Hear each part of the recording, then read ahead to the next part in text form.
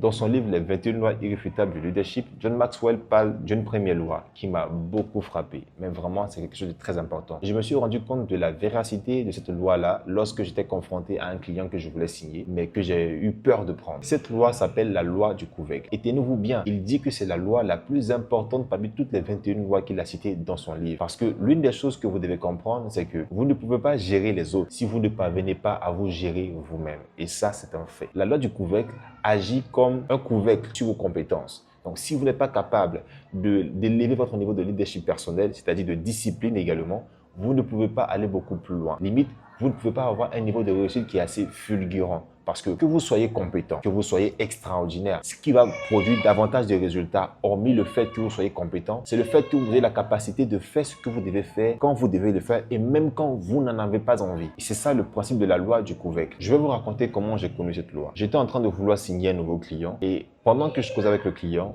je me disais, c'est vrai que ce client va me ramener de l'argent, mais j'ai pas envie vraiment de le signer. Et pendant que j'étais en train de vouloir refuser ce client, il y avait au fond de moi également une certaine culpabilité, bonne culpabilité si je peux le dire, qui m'animait. Je me disais, est-ce que je refuse ce client parce que je ne peux pas lui apporter des résultats ou est-ce que je refuse de prendre ce client parce qu'il va me demander beaucoup de travail, mais si je réussis avec lui, ça pourra changer également l'avenir financier de mon entreprise. Et là, je me suis rendu compte d'une chose, c'est que avec le peu de clients que j'ai là, qui sont stables, je peux me permettre des fois de repousser certaines tâches parce que je travaille avec des prestataires et d'autres personnes qui sont internes à mon entreprise. Et des fois, quand je prends du retard, je peux le rattraper parce que j'ai le temps de revenir sur la tâche le lendemain ou même des fois 2 jours après pour pouvoir me rattraper. Mais ce client-là, si je l'ajoute à mon entreprise, j'aurai toujours mes journées qui sont bouclées, bondées de travail. Et je me rendais compte que le problème, ce n'était pas que je ne pouvais pas apporter des résultats aux clients. C'était que je voulais garder cette routine-là que j'avais, de me lever quand je veux, de travailler au moment où je le veux et surtout de pouvoir rattraper des tâches sur lesquelles j'ai pris du retard quand je le voulais. Alors que ce client-là allait me demander des tâches ponctuelles, limite des choses à faire tous les jours, toutes les semaines et tous les mois. Et là, quand j'imaginais changer mon rythme de travail pour prendre un nouveau client, je me disais, ça ne vaut pas la peine. Mais en fait, le problème, ce n'est pas le client, c'est ma capacité à pouvoir le gérer. Et pas derrière, je n'étais pas forcément obligé de faire tout ça moi-même. Je pouvais recruter une autre personne, mais ça allait faire encore une nouvelle personne à pouvoir gérer, qui je travaille au sein de mon entreprise Social Brand Media. Et quand j'ai fini cette analyse, j'ai tout de suite eu l'idée de prendre le livre de John Maxwell et de commencer à le lire.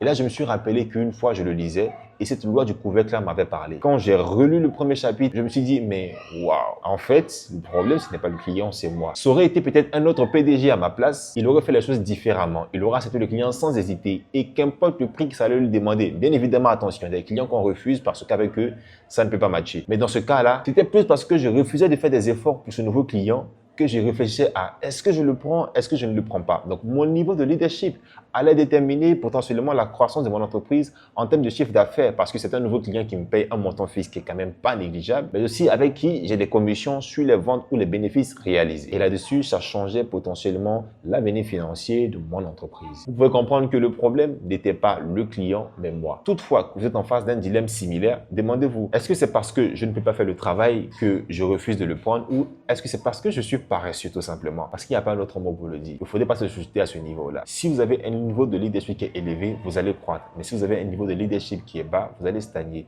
Et des fois, stagner revient à régresser. Alors faites attention à cette loi du couvercle parce que c'est la loi la plus importante. Pour tout ce qu'on pourra vous confier dans la vie, vous devez pouvoir vous pousser beaucoup plus haut que ce que vous avez l'habitude de faire. Comprenez que le premier niveau de leadership n'est pas le fait de diriger les autres, mais le fait de vous diriger vous-même. Parce que la loi du couvercle est un couvercle sur vos compétences.